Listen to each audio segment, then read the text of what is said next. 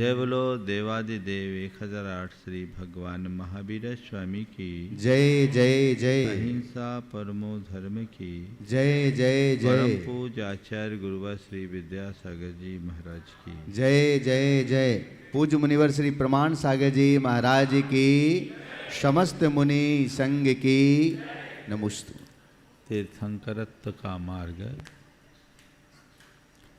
जीवन के चरम और परम विकास का मार्ग है।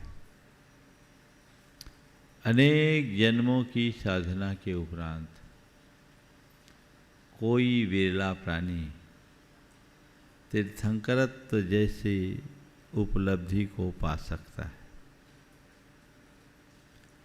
और इसके लिए उन्हें बहुत कुछ करना होता है।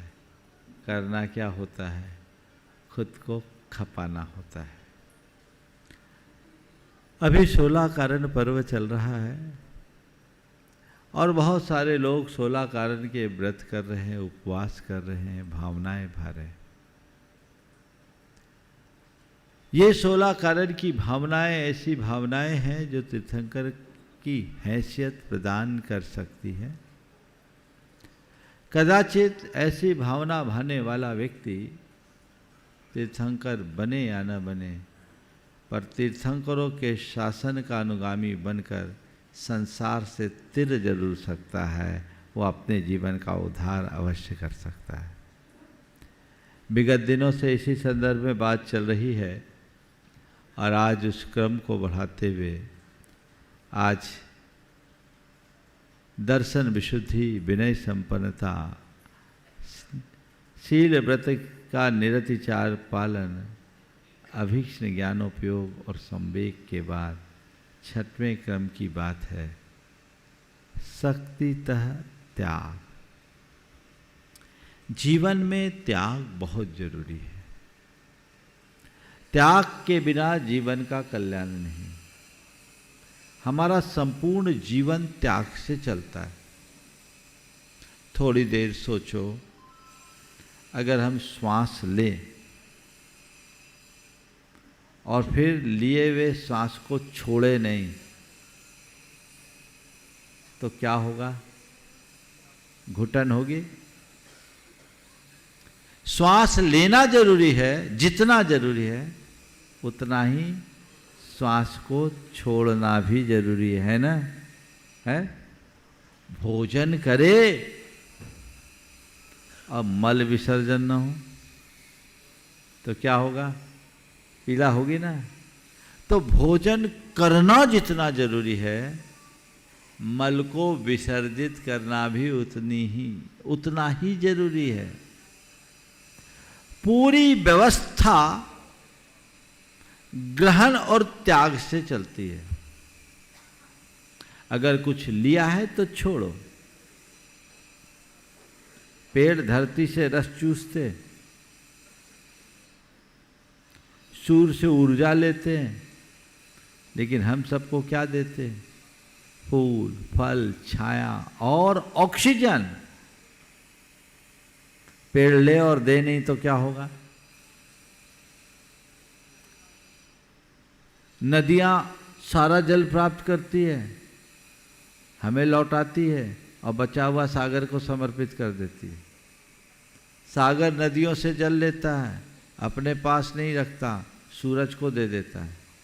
सूरज अपने पास नहीं रखता, बादलों को सौंप देता है और बादल अपने पास नहीं रखते, हम सब तक बरस जाते हैं। ये तो प्रकृति की व्यवस्था है। संपूर्ण प्रकृति इसी व्यवस्था से चलती है और जो इस व्यवस्था का अनुकरण करता है वो सुखी होता है और जो इस व्यवस्था के विरुद्ध जाता है उसके जीवन में विकृति आती है। अपने जीवन को आगे बढ़ाना है तो प्रकृति की व्यवस्था के अनुरूप चले और उसमें आज बात त्याग की है, जो हमें हमारी प्रकृति से जुड़ने की प्रेरणा देता है। त्याग की जहाँ तक बात है तो त्याग का एक अर्थ होता है सर्वस्व त्याग। पर गृहस्थ सर्वस्व त्याग नहीं कर सकता। 16 कारण भावनाओं में त्याग का अर्थ है दान, त्यागो दानम। दान करो। क्या करो? दान करो। आप सबको दान के लिए बहुत प्रेरणा दी जाती है। कुछ लोग होते हैं जो दान के लिए बड़े उत्साहित होते हैं, जब मौका आता है जी भर करके दान करते हैं। और कुछ लोग ऐसे हैं जिनका दान का प्रसंग आते ही हाथ पांव ढीला पड़ने लगता है ना। आज मैं आपसे 4 बातें करूंगा दान के संदर्भ में। दान देने का जिनको उत्साह है उनके लिए भी, और जो दान देने के लिए उत्साहित नहीं होते उनके लिए भी। सबसे पहली बात, दान है क्या? दान क्या है? दान क्यों? दान कहाँ दें? और दान कितना और कैसे दें? ठीक है। दान क्या है? दान का मतलब, दान किसको बोलते हैं? हाँ हाँ हाँ, बहन जी पढ़ी लिखी है, वो तत्वार सूत्र सुना रही। सत्याति सर्गो दानम, पर थोड़ा सा चूक गई। अनुग्रहार्थम सस्याति सर्गोदान। पैसे के त्याग का नाम दान नहीं है। स्वपर के अनुग्रह के लिए अपने धन के परित्याग का नाम दान है।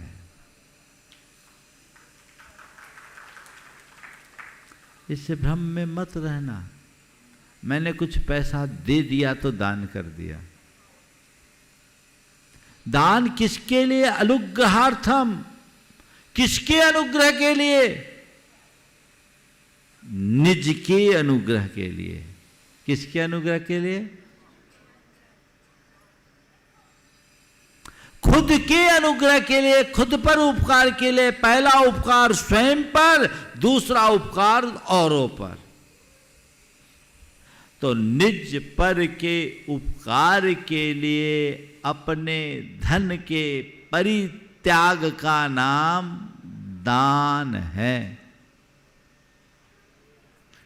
महाराज, बात समझ में नहीं आती। पैसों से तो अपना उपकार दिखता है, पैसों के त्याग से अपना उपकार कैसे होगा? सवाल आपके मन में आ सकता है। मेहनत से पैसा कमाए, पसीना बहाकर पैसा कमाए, और वो पैसा दूसरों को दे दो, कहते उसमें तेरा उपकार, मेरा क्या उपकार है ना। सवाल कभी आता है मन में? सवाल बोलो। दान करते समय मन में सवाल आता है कि पैसों के देने से मेरा कैसे उपकार है? बता दूं? देखो, पैसा देने से सबसे पहला उपकार तो ये होगा कि तुम्हारी आसक्ति कम होगी। बोलो, आसक्ति का मिटना उपकार है कि नहीं? हाँ। दूसरा उपकार, उदारता बढ़ेगी। ये उपकार है कि नहीं? बोलो, है ना। आसक्ति का मिट जाना, उदारता का बढ़ जाना, ये कोई साधारण उपकार नहीं है। पुण्य बढ़ता है, पाप नष्ट होता, उसकी चर्चा मैं नहीं कर रहा हूं। लेकिन आसक्ति मिटती है, उदारता बढ़ती है, ये खुद का कितना बड़ा उपकार है। प्रत्यक्ष उपकार है। मेरा कितना पुण्य बढ़ा वो मुझे नहीं दिखता, मेरा कितना पाप मिटा है मुझे दिखाई नहीं पड़ता, पर मेरी कितनी आसक्ति कम हुई और मेरे हृदय की उदारता कितनी बढ़ी, ये तो पता लगते हैं। जिस व्यक्ति की आसक्ति कम होती है, जिस व्यक्ति के हृदय में उदारता होती है, सच्चे अर्थों में वही धन का उपयोग कर पाता है और वही उसका उपभोग भी। जिसके मन में आसक्ति होती है वो पैसा का कीड़ा बन के रह जाता है, जैसे तैसे पैसा कमाने की बात सोचता है, जोड़ जोड़ करके रख लेता है और एक दिन छोड़ कर चला जाता है। जिसके अंदर में अनुदारता होती है वो बड़ा कंजूस होता है, ढंग से खा भी नहीं पाता। बोलो, है ना? बड़ा वो नहीं जिसके पास अपार संपत्ति है, बड़ा वह है जिसके अंदर बड़ा दिल है, जिसका उदार मन है। समझ गए? उदारता अपने अंदर बढ़ाने के लिए, आसक्ति को अपने हृदय में जगाने के लिए दान करा जाता है। ये स्व का उपकार है। और पर का उपकार, हमने अपने द्रव्य से जिसको भी सहयोग दिया, जिस कार्य के लिए भी दिया, उसका मुख्य मार्ग पुष्ट हुआ, ये उसका उपकार। उसका दुख दूर हुआ, ये उसका उपकार। उसका कष्ट मिटा, ये उसका उपकार। तो हुआ ना दोनों का उपकार। तो उपकार करना चाहिए कि नहीं करना चाहिए? करना चाहिए ना। पहले किसका उपकार करना चाहिए, स्व का कि पर का? हाँ, गलत। पहले स्व का उपकार करो। स्व का उपकार मतलब अपना सुधार, अपना उद्धार। स्वार्थ की पूर्ति का नाम स्व उपकार नहीं है, चेतना के निखार का नाम ही स्व उपकार है।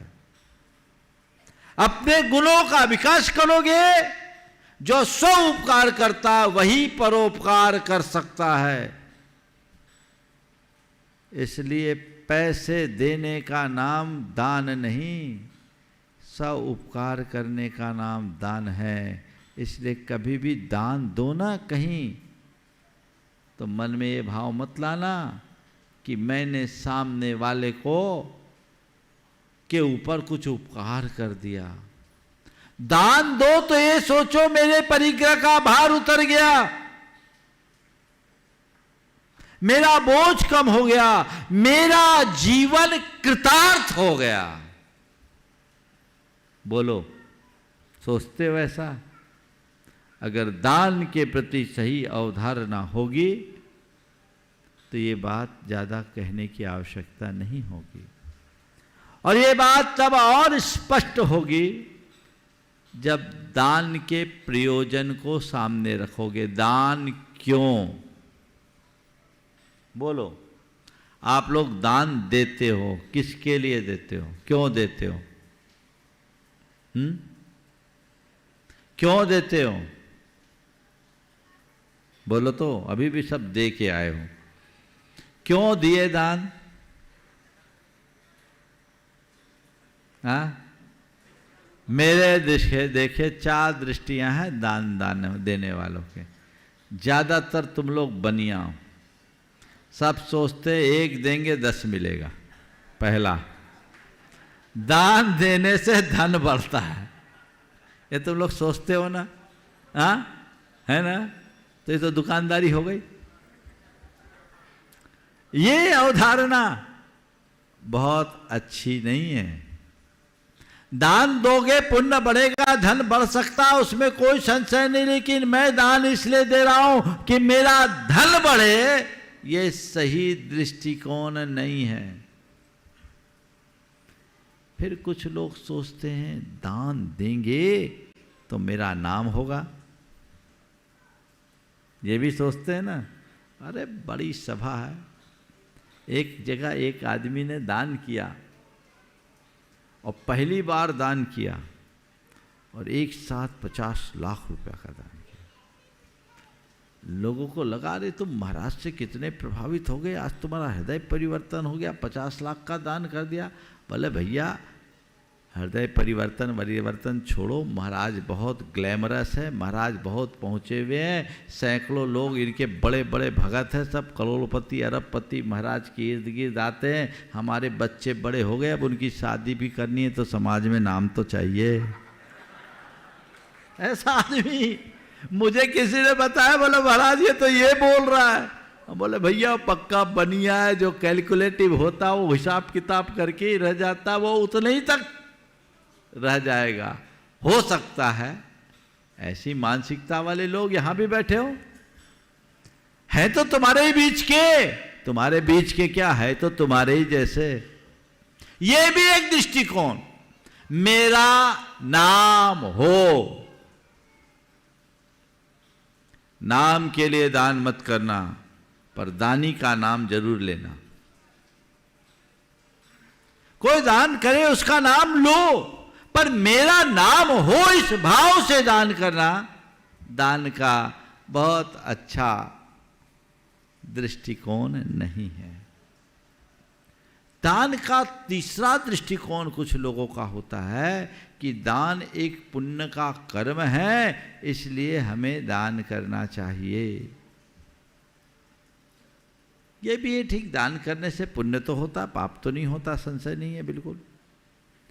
पर ये दृष्टिकोण भी बहुत अच्छा नहीं, दान करेंगे पुण्य मिलेगा, पाप कट जाएगा तो फिर बढ़िया जी भर करके पाप करो, थोड़ा सा दान करो, सब साफ करो।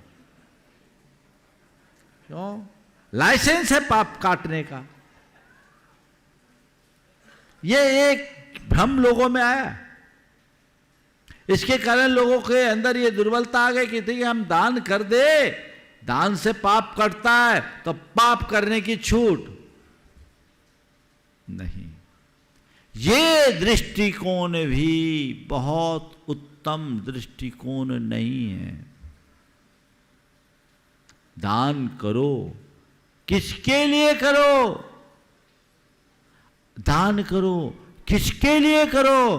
दान करने से मेरा जीवन कृतार्थ होता है, मेरे जीवन की सार्थकता होती है।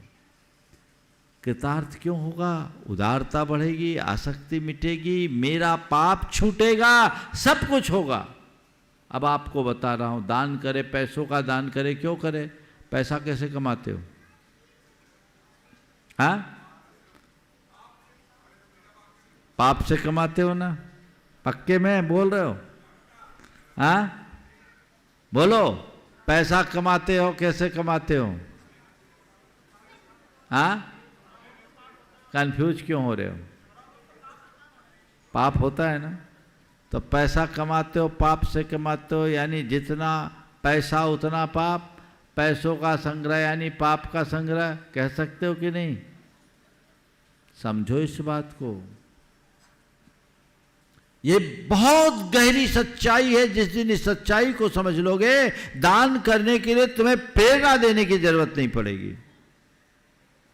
आप कोई भी पैसा कमाते हो, सटकाए जीव की विराधना के बिना पैसा नहीं कमा सकते। सटकाए जीव की विराधना प्रत्यक्ष अप्रत्यक्ष होगी, उसी से पैसा कमाया जाता है। तो जब सटकाए जीव की विराधना हो रही है तो पैसा तो आता दिखता है, उससे आने वाला पाप तुम्हें नजर आता है। मैंने पैसा कमाया, लेकिन उस पैसे के साथ जो पाप आया उसकी तरफ कब नजर जाएगी? पाप भी आ रहा है। और विचित्रता ये है कि मेरे द्वारा कमाया हुआ पैसा यहाँ छूट जाएगा, पर मेरा पाप भव भवांतरों तक मेरे साथ जाएगा, वो मेरा पीछा नहीं छोड़ेगा। तो जब धन के उपार्जन में पाप है, तो महाराज जब धन के उपार्जन में पाप है तो पैसा कमाए क्यों? हमने कहा बिल्कुल ठीक है, पैसा कमाने की जरूरत नहीं, आ जाओ हमारी तरह। देखो कितना अंतर है। तुम लोग पैसा कमाते हो और एक हाथ से खाते हो। क्या बोल रहा हूं? तुम लोग पैसा कमाते हो, एक हाथ से खाते हो, हम लोग पैसा नहीं कमाते, दोनों हाथ से खाते, है ना? मजे में कौन है? बोलो कौन है? हाँ, तो भैया तुम पीछे काहे आओ, जगह खाली है। क्या हो गया? पैसा कमाते क्यों हो? इसलिए कि तुम्हें अपने जीवन के निर्वाह के लिए पैसा कमाना जरूरी है। बिना पैसा कमाए तुम्हारे जीवन का गुजारा नहीं है। ये सही है ना?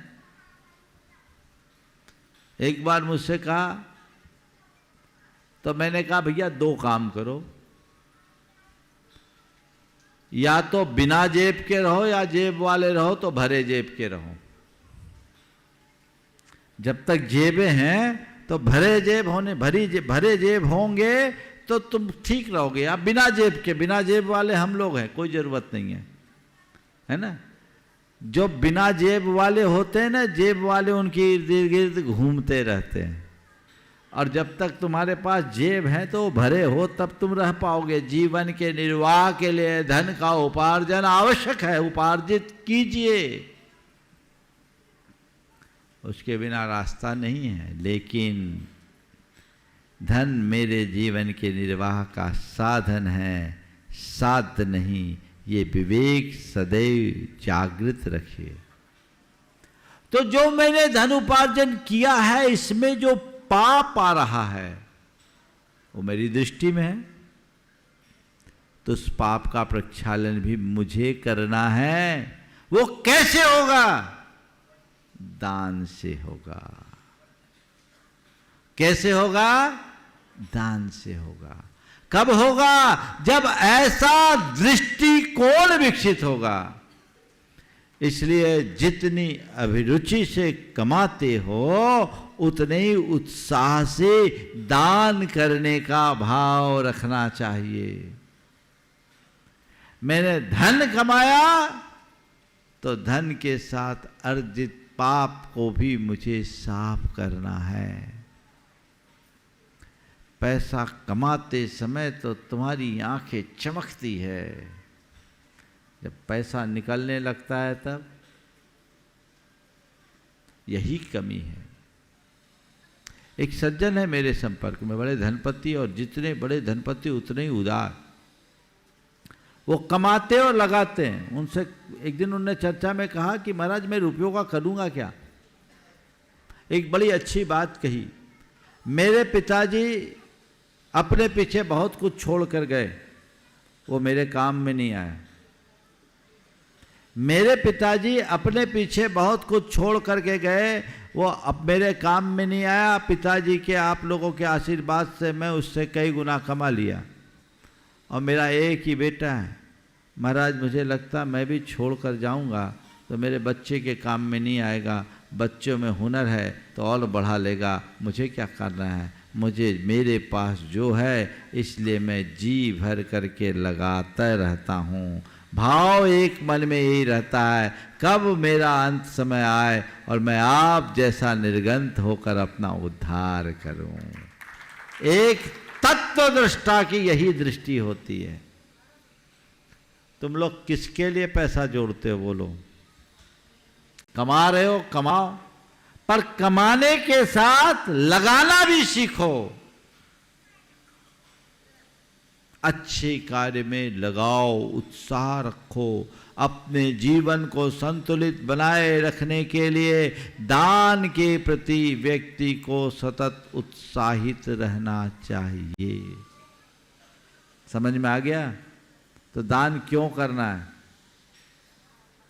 अपने कल्याण के लिए, अपने जीवन को कृतार्थ करने के लिए, जीवन में आगत पाप को साफ करने के लिए। ये दान का मुख्य प्रयोजन है। और जो इस प्रयोजन से जुड़ करके चलते हैं, वो दान करने के लिए सतत उत्साहित रहते हैं।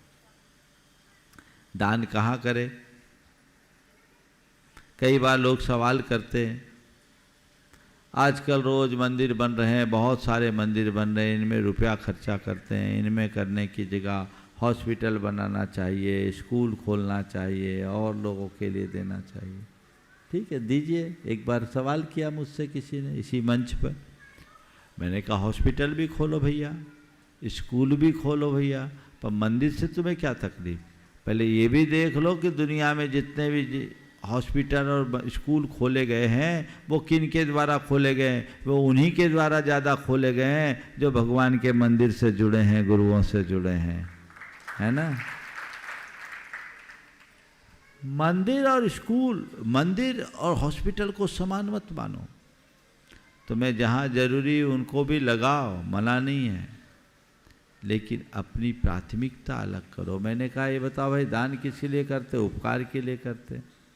तो स्वपर का उपकार है, पर के उपकार के लिए दान करो। चलो हॉस्पिटल खोल रहे, क्यों? परोपकार के लिए। स्कूल खोलना है, क्यों? परोपकार के लिए। मैंने कहा ठीक है, तुम ये बताओ, एक भूखे को रोटी खिला दो, कितने दिन का दुख मिटाया? एक दिन की भूख मिट गई। किसी को जीविका दिला दी, कितने दिन का दुख मिटाया? उसके बचे हुए जीवन की व्यवस्था बना दी। एक मरते को बचा लिया, आपने कितने दिन का दुख मिटाया? उसके शेष जीवन का दुख मिटा दिया। यही ना। पर तुम्हारे किसी कार्य के द्वारा किसी को सम्यक दर्शन की प्राप्ति हो गई तो कितना बड़ा दुख मिटा।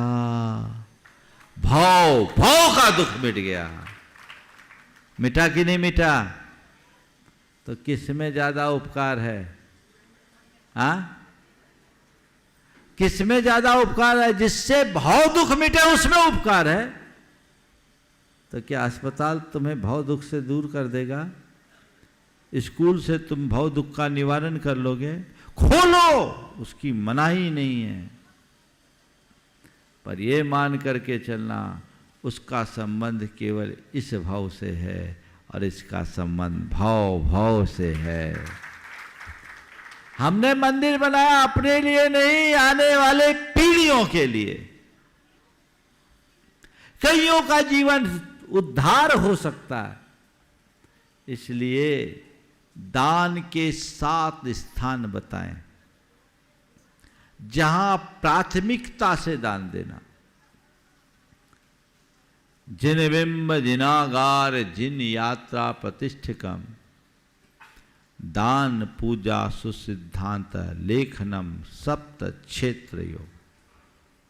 जिन बिंब का निर्माण कराना, जिनागार मंदिर का निर्माण कराना, जिन यात्रा तीर्थ यात्राएं कराना, प्रतिष्ठिकम पंच कल्याण कराना, चतुर्विध संघ को दान देना अथवा दीन दुखियों को करुणा बुद्धि से दान देना, भगवान की महापूजाएं रचना, पूजा विधान करना और 7 शास्त्र का प्रकाशन करना।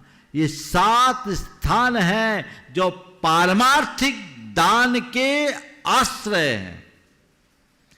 इनसे परमार्थ की सिद्धि होती है।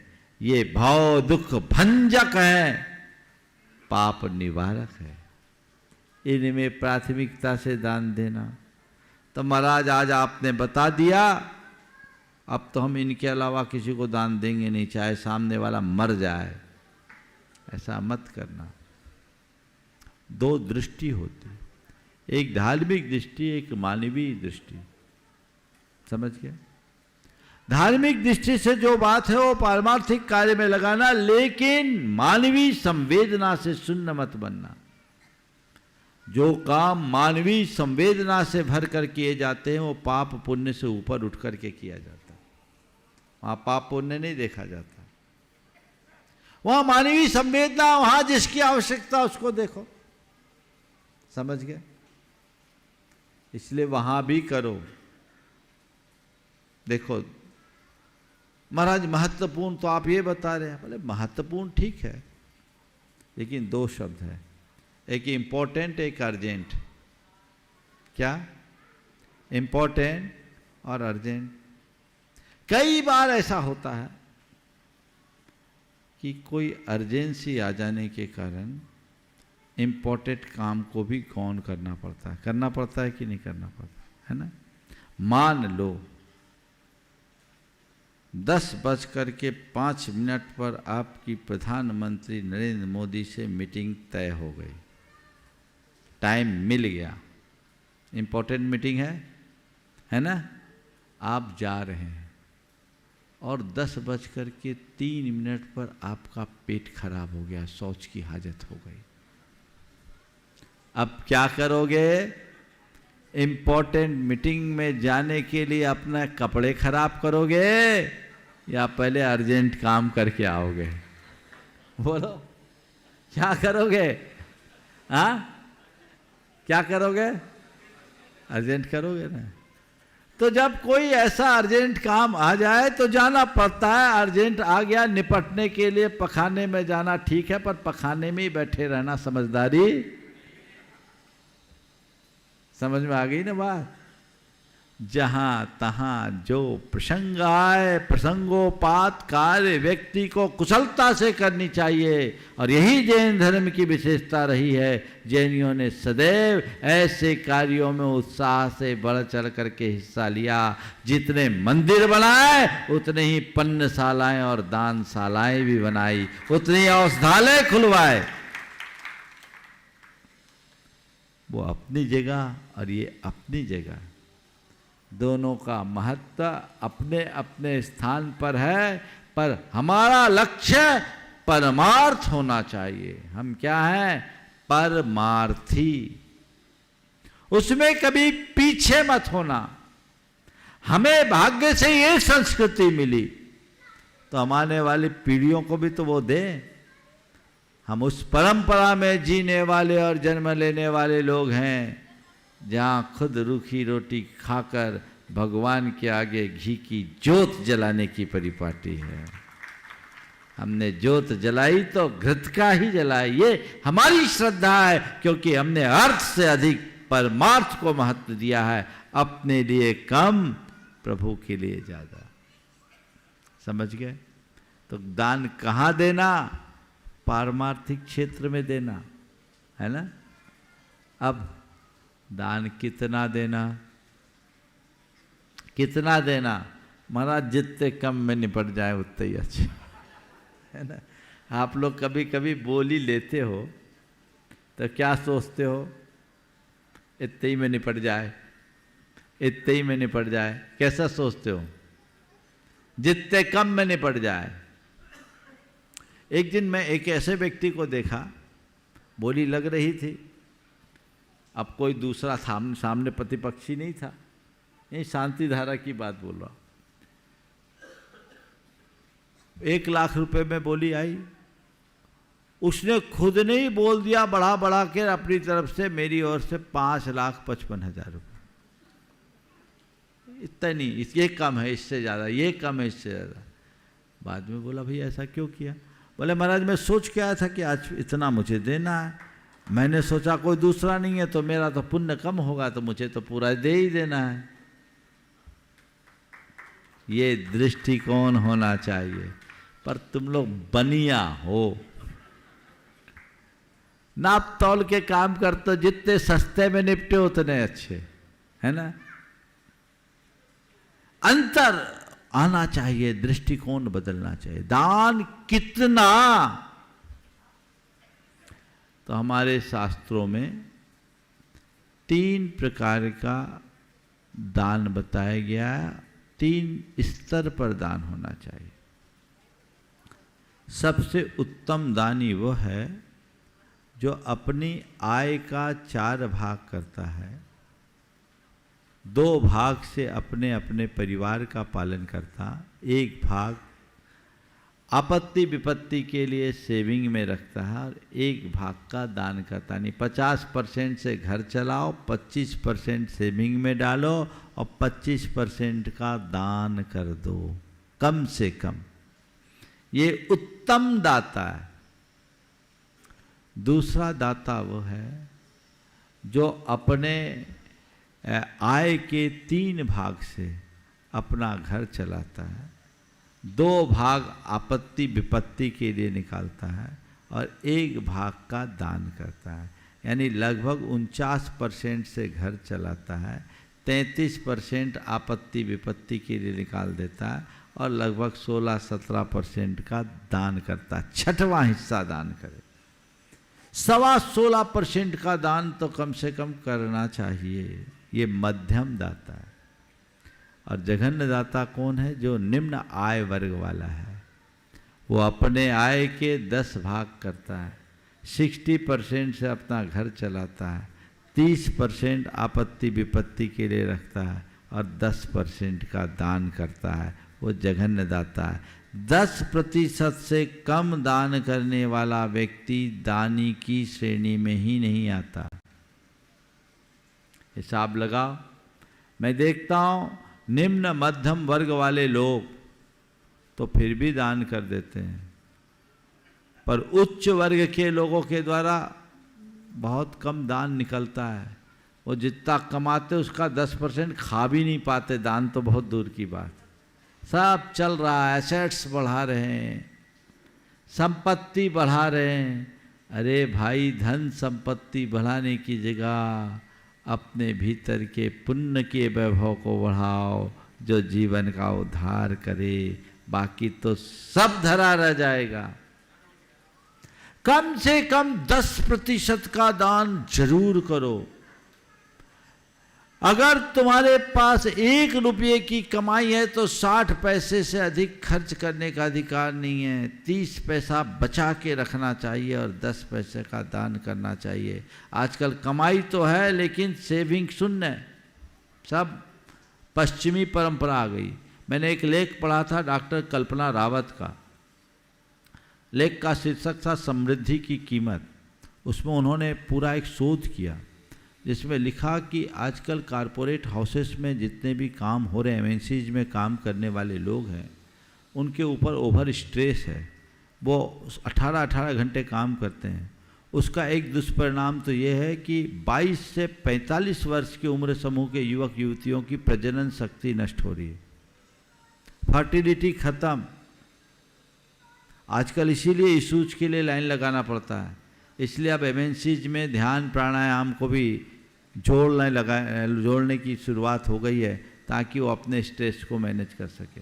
उसमें एक बात कही कि पति पत्नी दोनों कमाने वाले, पर महीने के 25 तारीख को उनके हाथ बंध जाते। 25 तारीख को उनके हाथ खंड जाते, उनके पास कुछ नहीं, सब खत्म। कहाँ जा रहा पैसा? मॉल में, मल्टीप्लेक्स में और ईएमआई में, बचता ही नहीं कुछ। एक बार मॉल जाओ, हजारों रुपए चले जाते, होता है। और उसमें उन्होंने लिखा कि उनके पास कोई आकस्मिक निधि नहीं। अचानक मान लो हार्ट बाईपास कराने की नौबत आ जाए, किडनी ट्रांसप्लांट करने की बात आ जाए, लीवर खराब हो जाए, कोई ऐसी स्थिति आ जाए कि 10-20 लाख रुपए के खर्च की आकस्मिक समस्या आ जाए, तो वो भी व्यवस्था नहीं है। ये तुम लोगों की बिगड़ी हुई जीवन शैली का परिणाम है। जीने का जो कृत्रिम तरीका है वो अपने जीवन को इसी तरह से बर्बाद करता है।